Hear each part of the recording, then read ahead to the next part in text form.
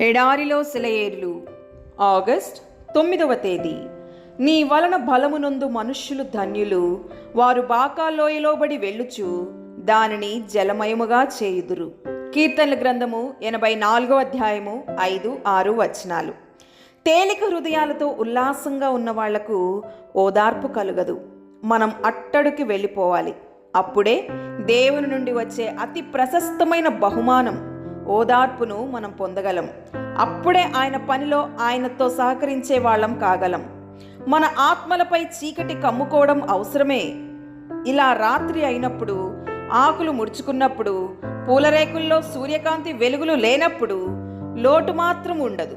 ఎందుకంటే రాత్రి ముసుగులో పరలోకపు తుషారు బిందువులు కురుస్తాయి.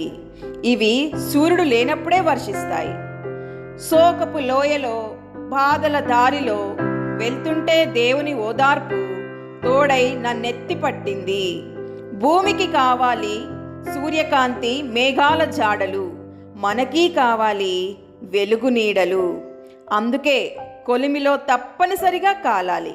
కష్టాల గుండా నడుస్తుంటే నడిపించే చెయ్యి మనకి ఆదరణ.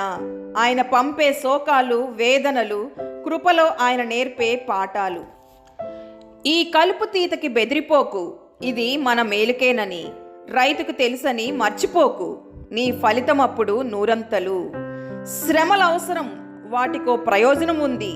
చీకటిలో శబ్దం విను, ముందు ముందు నీకంతా అర్థమవుతుంది.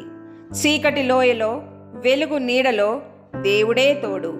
రాత్రిళ్ళు పాటలు పాడు. దేవుడి మాటలను దీవించునుగాక. ఆమెన్.